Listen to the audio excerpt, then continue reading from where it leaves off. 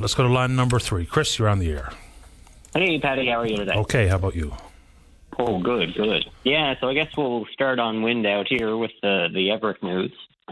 On the public notices, the government does publish like a lot of data, even if they do it quietly. So they did put up their Minister Dempsey's response, and basically they're going to be required to do what World Energy GH2 had to do. So a very substantial document that will take at least a year of what they call baseline studies for the birds, bats, bees, along with wind speeds. Let's just give a rundown here, and not to be too extensive, but I mean, it kind of feels like very similar to World Energy GH2, but it's covering almost every single thing to do with the proposal. Scope of the project, source of the water, water balance, water resource management, greenhouse gas emissions, power supply from the grid, waste management plans, erosion, sediment and control measures, air quality, wastewater, potential human health impacts, noise, shadow flicker, solar glare, location of the project, turbines, workers' accommodations, offices. I mean, it seems like there was maybe scant detail in the initial submission from EVREC, because this is a long list of things that they have to address. Yeah, and I mean that's kind of the thing about all these wind projects, is that they've sort of been built on a hope and a dream from the get-go. You know, the economics have been falling apart for a while.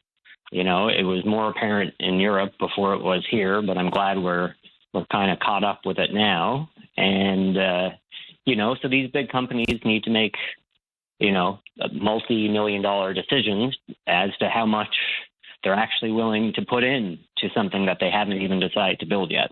Because, of course, none of these companies have even come to final investment decision.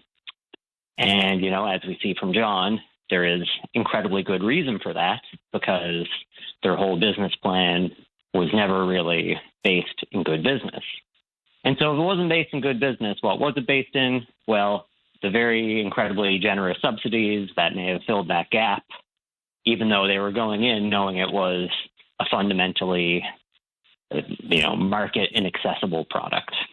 And so, it like that they need to go back to the, to actually draw up their plans and describe what the impact on the environment will be is a good thing for everyone.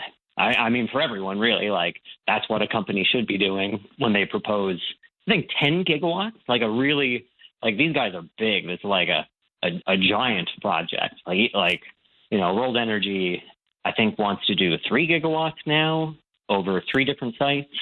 So just the scale is almost so absurd that it's like, oh, that kind of seems fake anyways, because,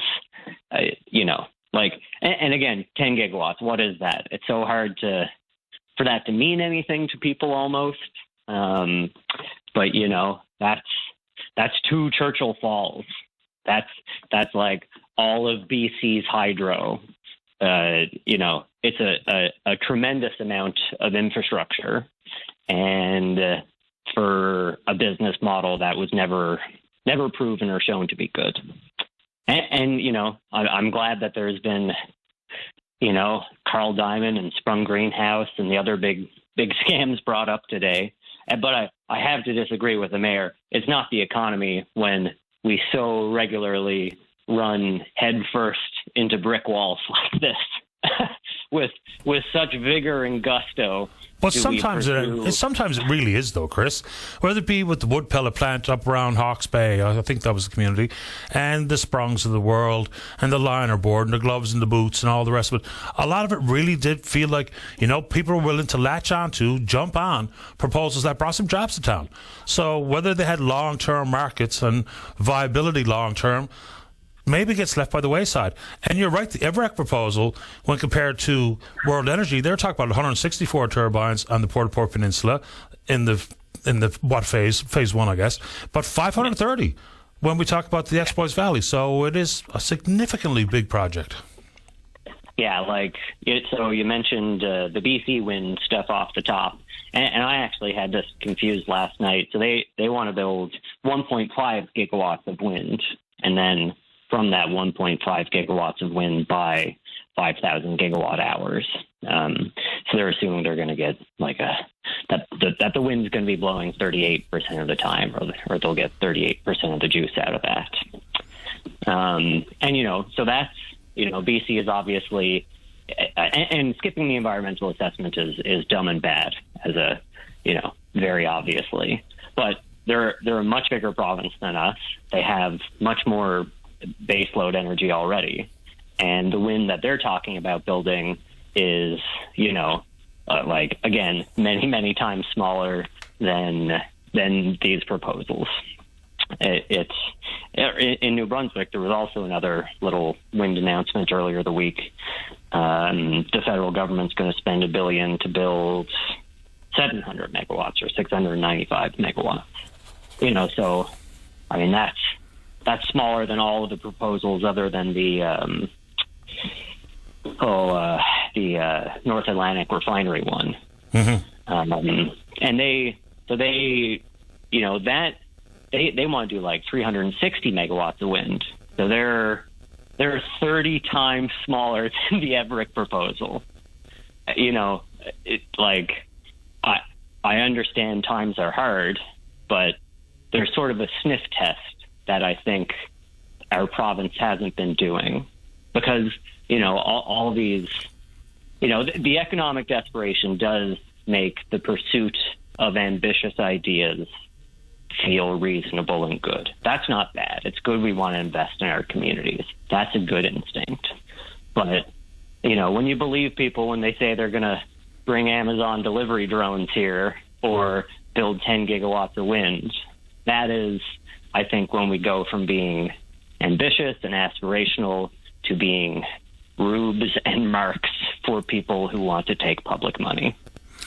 Yeah, and there will be some, I don't know if there's going to be provincial public money for the BC wind proposals, but certainly lots of tax credits from the federal government, and they're talking about $5 to $6 billion in private funding and all the construction jobs that come with it. And interestingly, they've got their own hydro boondoggle as well, like at Site C. And over the course of the last, I think, 11 or 12 weeks, they've actually filled the 83-kilometre long Site C dam reservoir. It's up around Fort St. John. So it covers a surface area 25 times the size of Stanley Park, and that's an 1,100 megawatt hydro facility at Site C. Anyway, I just thought I'd throw that in. We're talking energy. Anything else you want to throw in there this morning, Chris? Well, just while we're still on BC, last year they lost $1.35 billion to exports. This year they're on for a similar track. That reservoir that they're filling now, I think, will only account for about a quarter of their current export losses. So they really do need a province-wide filling of all their dams, because, not only is that $1.35 billion lost in exports, that's, probably slightly less that they need to buy back in order to keep their grid going. So that's a bad economic spot to be in.